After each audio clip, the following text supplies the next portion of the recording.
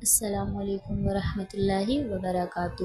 امید کرتی ہوں آپ سب خیریت سے ہوں گے۔ تو جیسا کہ آپ سب جانتے ہیں، آج ہماری تجوید کی کلاس نمبر 5 ہے، جس میں ہم سیکھیں گے تنوین۔ کل والی کلاس میں ہم نے سیکھا تھا حرکات میں ہم نے سیکھا تھا سادہ حرکات۔ آج ہم سیکھیں گے تنوین والی حرکات۔ تنوین کسے کہتے ہیں، تنوین کو کیسے ادا کیا جاتا ہے، اور تنوین کے بعد کون سے قاعدے ہوتے ہیں۔ تو تنوین کسے کہتے ہیں؟ تنوین دو زبر، دو زیر اور دو پیش کو تنوین کہتے ہیں۔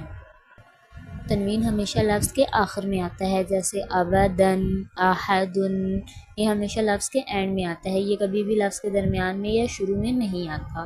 اسی طرح تنوین کی جو آواز ہے وہ ہمیشہ لاسٹ میں ساکن ہوگی، نون ساکن ہوگی آواز اس کی، جیسے حمزہ دو زبر ان، اسی طرح حمزہ نون زبر ان، دیکھیں دونوں کی آواز سیم ہے۔ حمزہ تنوین کی آواز ہمیشہ لاسٹ میں ساکن، نون ساکن کی آواز دے گی۔ حمزہ دو زبر ان، حمزہ دو زیر ان، حمزہ دو پیش ان، اس طرح۔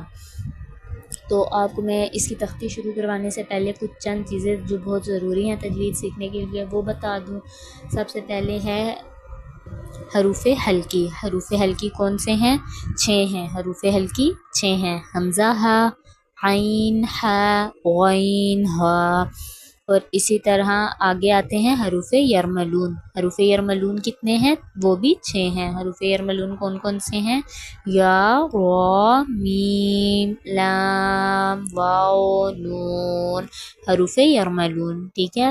اس کے بعد آتا ہے حروف اقلاب۔ حروف اقلاب کون سا ہے؟ لفظ با، کون سا ہے؟ با۔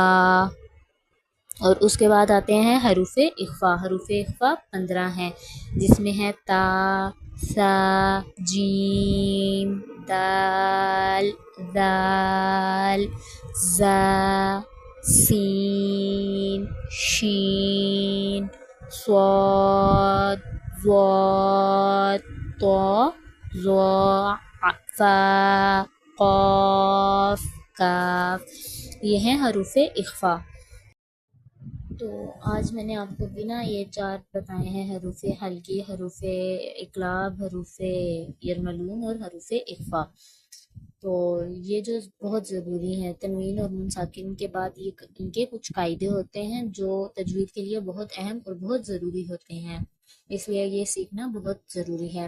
اب آپ کو حروف حلقی ایزیلی یاد ہو جائیں گے، حروف یرملون بھی یاد ہو جائیں گے، حروف اقلاب بھی۔ اب آپ سوچ رہے ہوں گے حروف اخفا اتنے زیادہ ہیں، ہم کیسے یاد کریں گے؟ تو اس کا آسان طریقہ کیا ہے؟ جو حروف یرملون ہے وہ اور حروف حلقی جو ہیں 6 لفظ، وہ 6 حروف یرملون کے اور ایک حروف اقلاب کا، یہ جو لفظ ہیں نا 13 لفظ، ان کو نکال کے باقی جو لفظ بچیں گے وہ آ جائیں گے حروف اخفا۔ اس میں الف کو بھی نکال دینا، حروف اخفا میں الف بھی نہیں آتا، الف کسی چیز میں بھی نہیں آتا، ٹھیک ہے۔ تو یہ جو ہے یہ لفظ نکال کے باقی جو بچیں گے وہ سارے کون سے ہوں گے؟ وہ حروف اخفا ہوں گے۔ تو چلے آئیے اب میں آپ کو ان کے بتاؤں کہ نون ساکن اور تنوین کے بعد کون کون سے قاعدے ہوتے ہیں اور کون سے قاعدے کس طرح ادا کیے جاتے ہیں۔ ایک قاعدہ ہے اظہار، دوسرا ہے ادغام، تیسرا ہے اقلاب اور چوتھا ہے اخفا۔ تو اب آئیے ہم شروع کرتے ہیں کہ اظہار کس حالت میں ہوگا، ادغام کس حالت میں ہوگا، اقلاب کس حالت میں ہوگا اور اخفا کس حالت میں ہوگا۔ تو سب سے پہلے ہے اظہار۔ اظہار کا مطلب ہوتا ہے صاف پڑھنا۔ اگر تنوین یا نون ساکن کے بعد حروف حلقی میں سے کوئی حرف آ جائے تو اظہار کیا جاتا ہے، یعنی کہ نون کی آواز کو صاف اور واضح پڑھا جاتا ہے۔ حروف حلقی جیسے میں نے آپ کو بتا دیے ہیں 6 ہیں، ایک بار پھر بتا دوں، حمزہ ہے، عین ہے، اسی طرح ہے غین، خا، ٹھیک ہے۔ اب جیسے مثال کے طور پر میں آپ کو ایک چھوٹی سی مثال دیتی چلوں۔ اب من عاملہ، نون ساکن کے بعد کون سا لفظ آ رہا ہے؟ عین۔ عین کون سا لفظ ہے؟ حروف حلقی، من عاملہ۔ اسی طرح پھر آ رہا ہے ایک لفظ ان ہوا، نون ساکن کے بعد کون سا لفظ ہے؟ حروف حلقی، ہاں بھی حروف حلقی ہے نا، ان ہوا۔ اور اسی طرح پھر ہے کتاب حکیم، لفظ واضح کرنا ہے، کتاب حکیم۔ تنوین کے بعد کون سا لفظ آ رہا ہے؟ حروف حلقی۔ تو امید کرتی ہوں آپ کو یہ اظہار کی سمجھ آ گئی ہوگی اچھے سے۔ اب باری آتی ہے ادغام کی۔ ادغام کا مطلب ہوتا ہے ملا کر پڑھنا۔ اگر تنوین یا نون ساکن کے بعد ادغام والے حروف میں سے کوئی آ جائے. ادغام والے حروف کون سے ہیں؟ حروف یرملون. حروف یرملون کو ادغام والے حروف بھی کہا جاتا ہے. اگر تنوین یا نون ساکن کے بعد ادغام والے حروف میں سے کوئی آ جائے تو نون کی آواز کو اگلے حرف میں ملا دیا جاتا ہے. ادغام کے حروف میں نے جیسے کہ آپ کو بتا دیا حروف یرملون یا را میم لام واو نون، حروف یرملون. اسی طرح ٹھیک ہے. ادغام کی اب آگے ادغام کی بھی دو قسمیں ہیں. ادغام بغیر غنہ، ادغام مع غنہ مطلب ادغام غنہ کے ساتھ. اب ادغام بغیر غنہ کون سے ہیں؟ وہ دو ہیں، لام اور را. ادغام بغیر غنہ کون سے ہیں؟ لام اور را. ادغام مع غنہ کون سے ہیں؟ یا نون میم واو. وہ چار ہیں. اب میں آپ کو دونوں کی مثالیں دیتی چلوں. اب جیسے لفظ ہے میں یشا، ادغام مع غنہ. غنہ ہم نے کیا ہے، اس کو ناک کی آواز، ناک میں تھوڑی سی آواز ہم لے کے گئے ہیں، جیسے میں یشا. اسی طرح دوسرا لفظ ہے من ربہم. اب دیکھیں را اور لام جو ہے اس کو ہم نے بغیر غنہ کے ادا کرنا ہے، جیسے من ربہم. ٹھیک ہے. امید کرتی ہوں آپ کو ادغام کی بھی اچھے سے سمجھ آ گئی ہوگی. اب باری ہے اقلاب کی. اقلاب کسے کہتے ہیں؟ اگر تنوین یا نون ساکن کے بعد با آ جائے تو نون کی آواز کو میم میں بدل دیتے ہیں اور ناک کی آواز کے ساتھ پڑھا جاتا ہے، جیسے من بعدی. اب دیکھیں نون ساکن کے بعد لفظ کون سا ہے؟ حرف با ہے. اس کو ہم کس میں بدل دیں گے؟ میم کے ساتھ. کس میں بدل دیں گے؟ میم کے ساتھ، جیسے من بعدی. تو امید کرتی ہوں آپ کو اقلاب کی بھی سمجھ آ گئی ہوگی. اس کے بعد آتا ہے اخفا. اخفا کا کیا مطلب ہے؟ چھپانا. اخفا کا کیا مطلب ہے؟ چھپانا.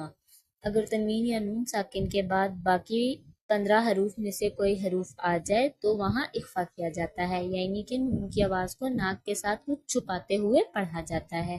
ابھی میں نے جیسے کہ آپ کو بتا دیا تھا حروف اخفا 15 ہیں. تو چلیں آئیے میں آپ کو اب اس کی مثال دیتی ہوں.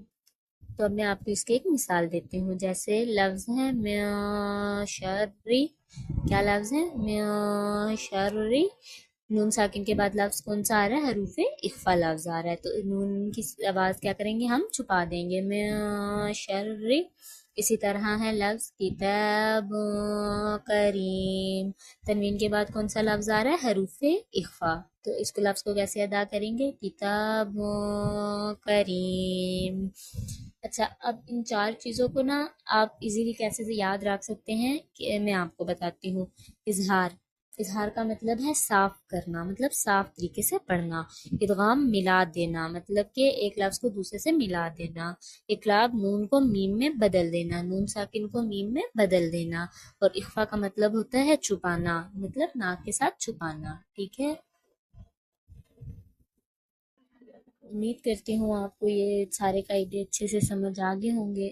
تو چلے آئیے اب ہم اپنی یہ تختی شروع کرتے ہیں. سین دو زبر سن، سین دو زیر سن، سین دو پہ سن، سن سن سن. صاد دو زبر سن، صاد دو زیر سن، صاد دو پہ سن، سن سن سن. تا دو زبر تن، تا دو زیر تن، تا دو پیش تن، تن تن تن. دال دو زبر دن، دال دو زیر دن، دال دو پیش دن، دن دن دن. تو دو زبر تن، تو دو زیر تن، تو دو پیش تن، تن تن تن. را دو زبر ون، را دو زیر رن، را دو پیش رن، رن رن رن. نون دو زبر نن، نون دو زیر نن، نون دو پیش نن، نن نن نن. لام دو زبر لن، لام دو زیر لن، لام دو پیش لن، لن لن لن. اب میں امید کرتی ہوں آپ کو یہ اچھے سے سمجھ آ گیا ہوگا. یہ آج میں نے تھوڑا شارٹ سا ہی آپ کو سمجھانے کے لیے کیا ہے، مطلب پوری تفصیل نہیں پڑی. تو امید کرتی ہوں آپ کو یہ اچھے سے سمجھ آ گیا ہوگا. یہ اب اس کی مشق کرتے ہیں. حمزہ زبر آ، با زبر با، آبا، دال الف دو زبر تن، آبادن، وقفن، ابدا. میں آپ کو ایک اور بات بتاتی چلوں کہ جب دو زبر کے بعد الف آئے نا تو اس میں ہم جب وقف کریں گے تو ایک زبر ہم پڑھیں گے، جیسے ابھی میں نے وقف کے دوران پڑھا ہے ابدا، یہ تو الف کے ساتھ ملا کے ایک زبر پڑھیں گے. ابدن، وقفن، ابدا.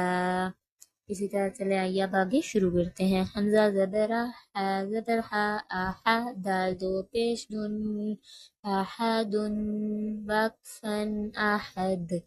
حمزہ زبر آ، خا زبر خا، آخا، زال زبر زا، آخذ، وقفن، آخذ. حمزہ زبر آ، زال زیر زی، آذی، نون زبر نا، آذینا، وقفن، آذن. حمزہ زبر آ، میم زبر ما، آما، را زبر را، آمارا، وقفن، آمر. حمزہ زبر آ، نون زبر نا، انا. یہ قرآن پاک میں آج ایسا لفظ اگر کہیں بھی لکھا دیکھیں گے نا نون زبر کے بعد الف، تو اس کو لمبا نہیں کرنا. ویسے ہی حروف مدہ میں آتا ہے لیکن اس کو ہم نے لمبا نہیں کرنا، انا ایسے ادا کرنا ہے. ٹھیک ہے، یہ آپ نے بات ہمیشہ اپنے ذہن میں رکھنی ہے. با زبر با، خا زیر خی، باخی، لام زبر لا، باخیلا، وقفن، باخل. با زبر با، را زبر را، بارا، را زبر را، بارارا، تا دو زیر تن، باراراتن. جیم زبر جا، عین زبر عا، جاع، لام زبر لا، جاعلا، وقفن، جاعل. میم زبر جا، میم زبر ما، جامع، عین زبر عا، جامع، وقفن، جامع. اسی طرح حسد، وقفن، حسد. حشر، وقفن، حشر.